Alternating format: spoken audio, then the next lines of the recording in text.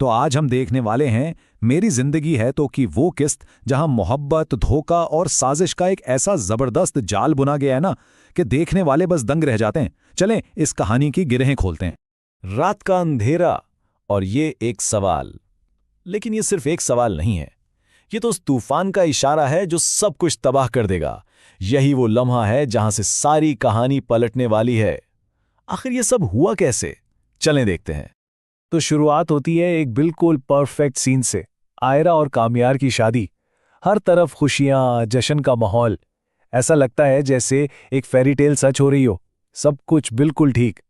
और तैयारियां भी देखें, वो खानदानी जोड़ा जो नस्लों से चला आ रहा है, फिर वो महंगे जेवरात जो आयरा के घर पहुंचाए जाते हैं, माँ बाप वेन्यूज और खाने पर बात कर रहे हैं। कामयार की फैमिली वो भी पूरी तरह से शामिल है। और आयरा जब वो जोड़ा पहनकर देखती है तो उसकी खुशी देखने वाली होती है। मतलब हर चीज परफेक्ट है। और फिर कामयार की अम्मी कहती हैं, बेस्ट तो तुम्हारी दुल्हन लगेगी वो जोड़ा पहन के। इससे बेहतर और क्या हो सकता है ना। ऐसा लगता है कि दोनों फैमिलीज एक हो चुकी हैं, मोहब्बत ही मोहब्बत है। लेकिन सवाल यह है कि क्या यह सब सच है? क्या इस खुशनुमा तस्वीर के पीछे कुछ और भी है?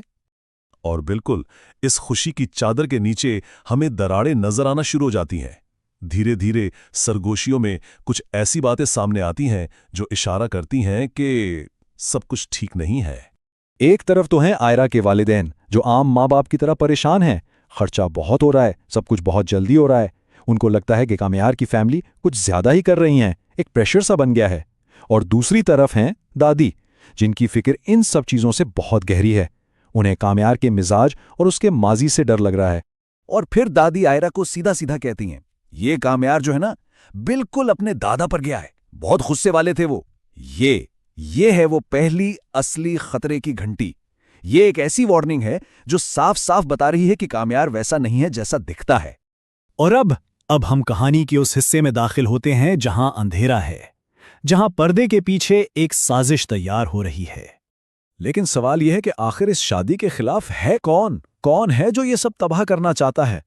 और जवाब वो नहीं है जो हम सोच रहे हैं। ये कोई फैमिली प्रॉब्लम नहीं है, बल्कि एक ऐसी चाल है जिसकी किसी को बिल्कुल भी उम्मीद नहीं। सीन में एंट्री होती है फारिया की, कामयार की पुरानी दोस्त। ऊपर से तो वो बहुत फ्रेंडली है, लेकिन उसकी मुस्कुराहट के पीछे एक बहुत ही खतरनाक प्लान छुपा हुआ है। उसका अपना एक सीक्रेट एजेंडा है। और फिर वो कहती है, मेरे पास एक प्लान है। बस इन 4 लफ्जों से कहानी एक फैमिली ड्रामा से सीधा एक थ्रिलर बन जाती है। और ये प्लान सिर्फ उस शादी को तोड़ने के लिए है। तो प्लान क्या है? प्लान है सिंपल लेकिन डेडली। स्टेप 1, कामयार के लिए एक फ्रेंडली पार्टी रखो। स्टेप 2, आयरा को इस पार्टी से दूर रखो, यानी वो ना आ सके। स्टेप 3, पार्टी में कामयार को इतना पिला दो कि उसे होश ना रहे। और आखिरी स्टेप 4, आयरा की फैमिली के सामने उसकी इज्जत का जनाजा निकाल दो। एकदम सिंपल लेकिन इतना जबरदस्त प्लान कि कामयार की रेपुटेशन को हमेशा के लिए खत्म कर दे। और अब प्लान पर अमल करने का वक्त आ गया है। फारिया दोस्ती का मुखौटा पहनती है और कामयार को अपने जाल में फंसाने के लिए निकल पड़ती है। सबसे पहले वो कामयार को इमोशनली ब्लैकमेल करती है। कहती है, पार्टी में आओ ताकि लोगों को लगे कि हमारे बीच सब ठीक है। फिर वो उसे एक ड्रिंक देती है। कहती है, अरे ये तो सॉफ्ट ड्रिंक है, पी लो। इसके बाद वो इसे पुराने दोस्तों से मिलवाती है, जिससे वो और कंफ्यूज हो जाता है। और जब कामयार पूरी तरह नशे में होता है तो वो उसे एक आफ्टर पार्टी का झांसा देकर कहीं और ले जाती है। देखें कितनी चालाकी से फारिया सोशल प्रेशर और दोस्ती को यूज कर रही है। वो जानती है कामयार की कमजोरी क्या है। तो अब आती है किस्त की क्लाइमैक्स, साजिश का आखिरी हिस्सा।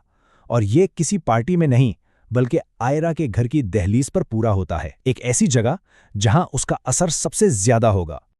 रात बहुत हो चुकी है, आयरा परेशान है, कामयार फोन नहीं उठा रहा। और अचानक दरवाजे पर एक जोरदार दस्तक होती है। इस दस्तक से ही माहौल में एक टेंशन सी फैल जाती है। आयरा के वालिद पूछते हैं, इस वक्त दरवाजे पर कौन है? उनकी आवाज में परेशानी साफ है। सब जानते हैं कि इतनी रात को कोई अच्छी खबर नहीं आती। दिल धक धक कर रहे हैं। और दरवाजा खुलता है तो सामने कामयार है, नशे में धुत, इतना कि उससे ठीक से खड़ा भी नहीं हो रहा जा रहा। फारिया का प्लान 100% कामयाब हो चुका है। कामयार वहां खड़ा है और उससे बिल्कुल अंदाजा नहीं है कि वो कितनी बड़ी तबाही मचाने वाला है। और फिर वो लड़का खड़ाती हुई जुबान से कहता है, मैं आपको सल्यूट करना चाहता हूं अंकल, आप एक अजीम जेंटलमैन हैं। अल्फाज तो तारीफ के हैं, लेकिन जिस हालत में वो कह रहा है उससे आयरा के वालिद के सारे शक यकीन में बदल जाते हैं। दादी की कही हुई हर बात सच साबित हो जाती है। तो किस्त आखिर यहाँ आकर ख़त्म हो जाती है इस एक सीन के साथ, इस एक सवाल के साथ कि क्या फारिया का प्लान कामयाब हो गया? क्या उसकी ये एक चाल इस पूरे रिश्ते को, इस शादी को हमेशा के लिए तोड़ने के लिए काफ़ी थी? यही सवाल हम सबके जहन में रह जाता है।